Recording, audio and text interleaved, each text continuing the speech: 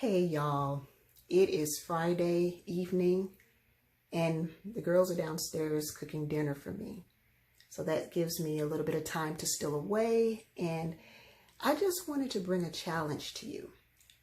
I want to bring a challenge specifically to those of you who have a tendency to just let opportunity slip away. For those of you who know me and you know my family, you know that one of the things that we value highly, it's up there on the priority list, is our family and our family time.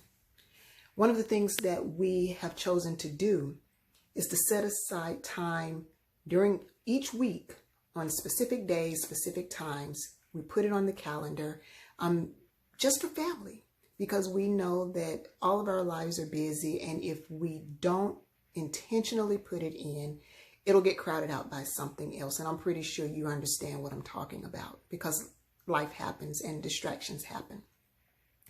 Anyway, this past Saturday, we decided to try something a little different for our time together. Because, we're always looking for something new, something different, kind of keep it fresh so that we don't get bored. And one of the things that we decided to do was family improv comedy classes. So if you've ever seen the show Whose Line Is It Anyway, then you'll have an idea of what we had to go through. The only difference is that it's actually kid friendly and it's, family fun. And we really enjoyed ourselves. It was hilarious. Before we got started with the actual lessons, the instructor laid down the rules for us. I didn't realize that there were actually rules in improv. And so the top rule that they have, or at least he had, was always say yes. And the second rule was say yes and. And he explained that even if your partner or your teammate does something and it's really not something you understand. For instance, if they bring a blue marker to you and they say, hey, look at this red pencil. You don't say no. In order to keep it going, you say yes and that's what makes it fun, because you get to get innovative and creative and come up with all sorts of kind of weird things. But I thought about that, and I've been in a season lately where the Lord has been challenging me personally to say yes more often, because honestly, it's easy for me to say no. Boundaries are not an issue for me. You can ask anybody who's close to me. I love boundaries, and boundaries are necessary. Boundaries are healthy, especially when you're dealing with toxic people in toxic situations. And, things that are just not good for you, or things that don't serve your overall vision or your purpose or your why. So we must have boundaries. The problem is sometimes we get so stuck in boundaries that we never know when is the proper time to say yes. And for me, it is so easy for me to say no for things that are uncomfortable for me.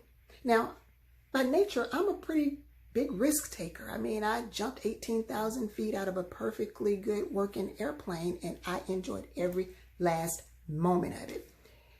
But when it comes to things that actually challenge me to come out of my shell, to get out in the fore, to do this video, to do the things that are uncomfortable for me, the things that draw attention to me, the things that I don't feel like I am good at doing, it's easy for me to say, well, no, I won't do it. I'll just pull back and I'll let someone else take the lead on this, because you know what?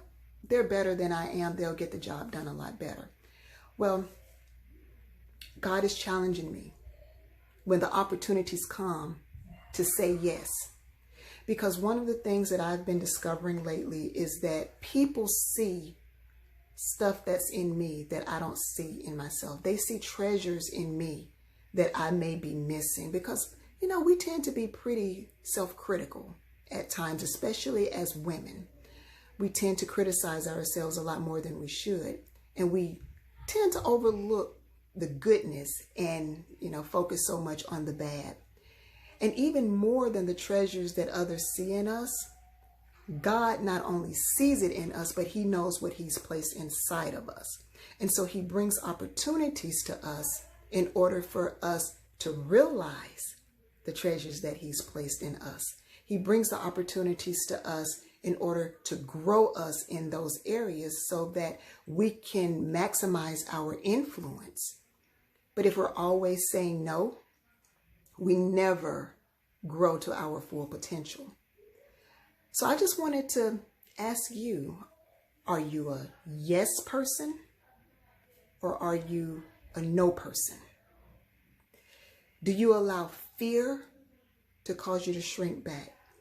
Do you allow your insecurities or your imposter syndrome to kick in and prevent you from stepping out and doing the things that you know you should be doing? Do you realize that there's potential on the inside of you that will never be tapped into unless you start saying yes to the things that you would prefer to say no to? Again, I'm not talking about toxic situations. I'm talking about perfectly good and God opportunities for you to grow and for you to really become everything that he has created you to be. So here's what happens when you say no all the time. You put a lid on your creativity. You put a lid on your innovation. And you put a lid on your growth.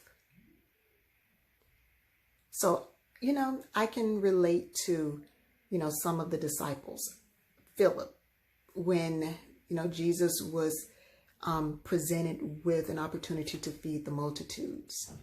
And Philip's like, well, yeah, okay, but we can only do so much because this is all of the money that we have. I could be kind of like a Thomas, where I would like to see the nail prints first. I mean, that's just how I'm naturally wired. I like to see it. I'm analytical. But sometimes we have to realize that even though we are limited, God is not. And if he is truly bringing an opportunity in our path, he's giving us an opportunity to expand. You know what else happens when we're always saying no, especially as leaders, whether it's in the marketplace, in the home, in ministry? What happens is we get so comfortable saying no to ourselves or saying no to the things that we should be doing. We say no every time someone who we're leading brings an idea to us or they bring a desire to us. No, no, no. We hinder their progress, and instead of helping to cultivate their growth and their innovation and helping to cultivate their skills and their talents and their abilities. And, leaders love to lead and help people to become all that they can be. But a no at every turn does the exact opposite.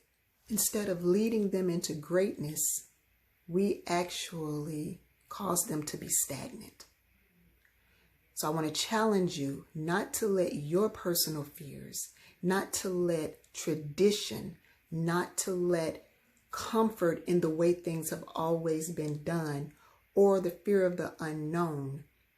Don't let that cause you to be a stumbling block to someone else's growth.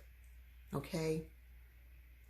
The graveyard, I say it all the time, is the wealthiest place on earth because there's so much potential buried there. And we don't want to add to that wealth. We want to spend it all while we have breath. So I just want to challenge you. Say yes. If you don't understand it, if God told you to do it, say yes. And God, I know you've got it. If it's different, say yes. And I can't imagine the opportunities, the creativity, that will come from this. Say yes.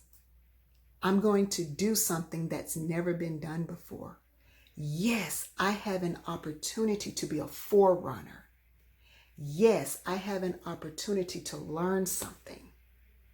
Yes, and if the marker looks blue, okay, God, I don't know what you're doing, but yes, and I'm following you, and we're going to do this together. Say yes. All right, the food is smelling good, so I'm going to run downstairs and go and eat. Y'all have a wonderful weekend, and I guess I'll talk to you all later. Bye.